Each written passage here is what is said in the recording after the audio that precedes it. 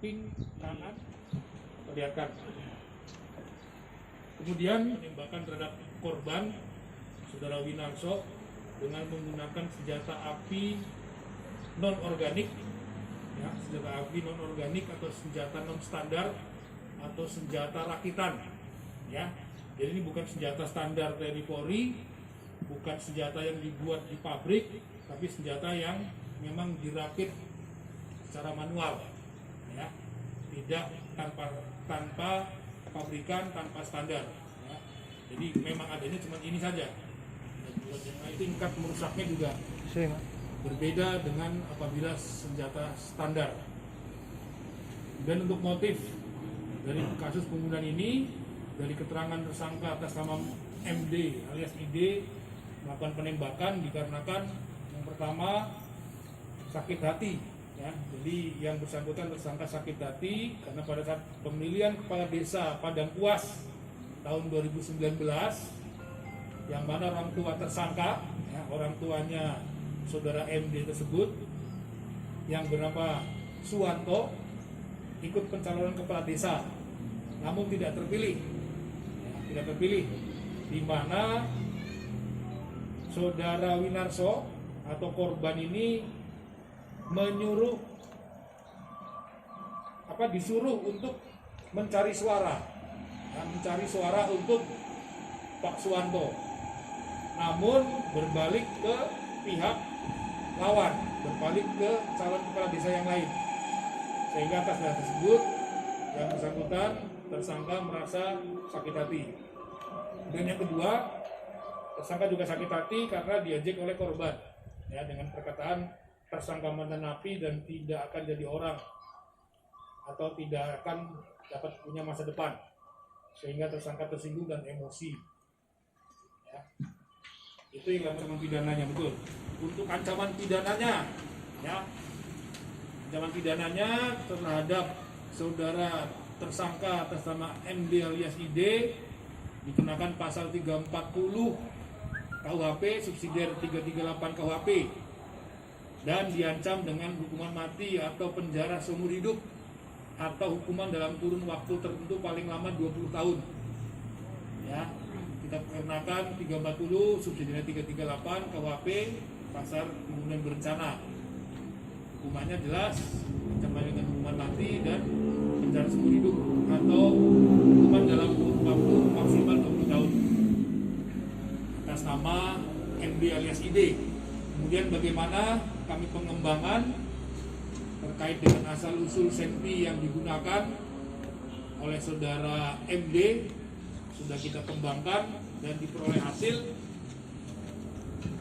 ya, terkait dengan perkara kepemilikan senjata api tanpa izin. Dasarnya masih sama, laporan polisi 376-9 Romawi 2021 dan Miring Bengkulu garis miring Polres Rupa garis miring Polsek Sukaraja tanggal 4 September 2021 dengan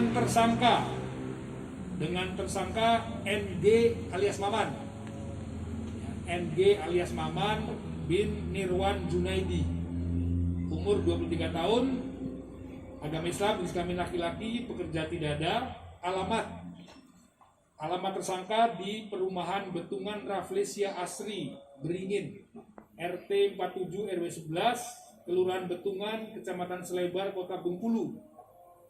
Dan alamat sekarang di Jalan Bumi Ayu Ujung, Perumahan Royal Residence nomor 24, Kecamatan Selebar, Kota Bengkulu.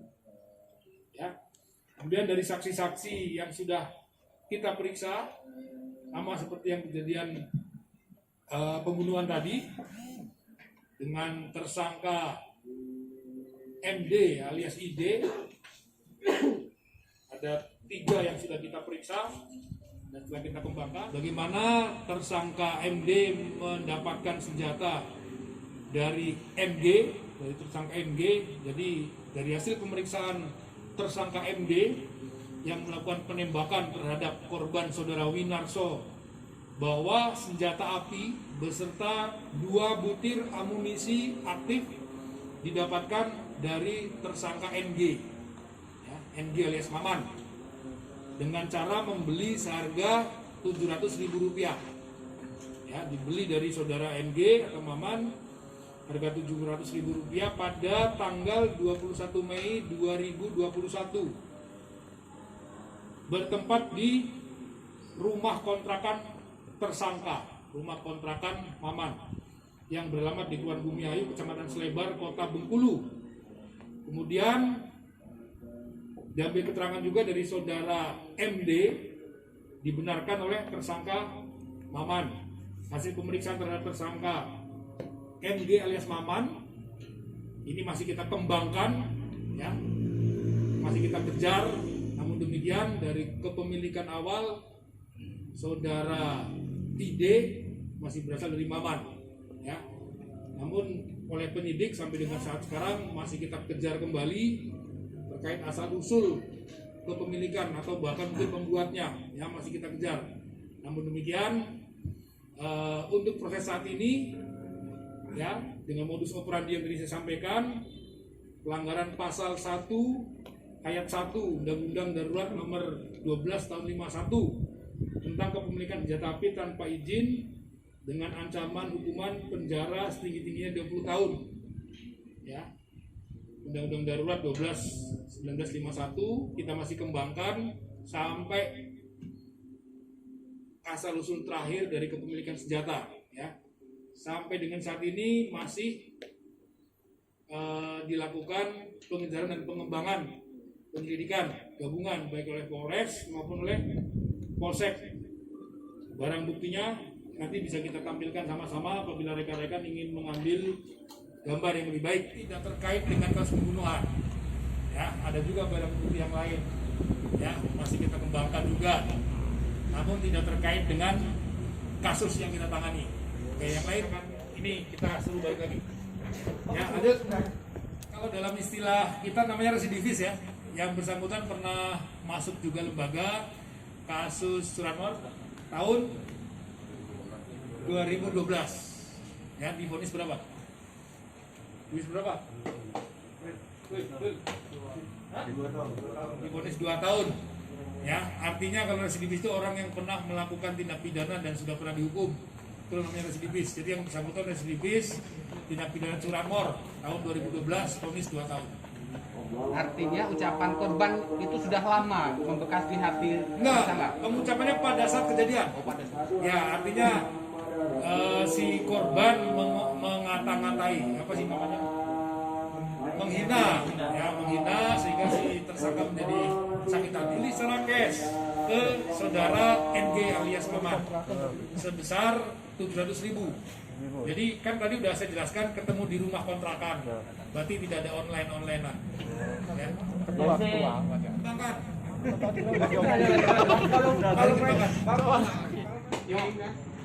Ikan jenis revolver warna silver dengan gagang dari plastik warna ungu. Ya, kemudian 2 proyektil, ulangi 2 peluru, yang satu sudah ditembakkan. Jadi ada klongson dan proyektil serta 1 butir amunisi aktif yang belum ditembakkan. Ya, kemudian ini tas yang digunakan untuk menyimpan senpi. Ya, tas yang digunakan oleh tersangka untuk menyimpan senpi.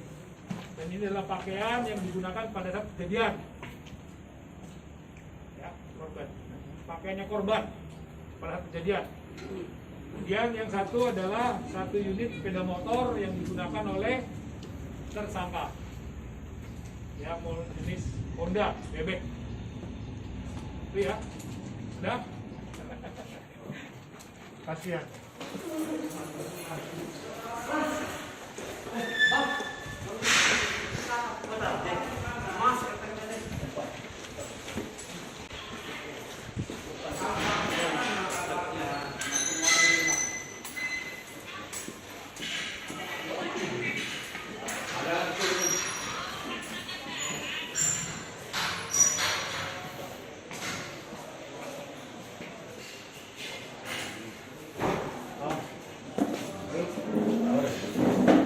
Nampaknya nih. Oke. Boleh, jalan nih.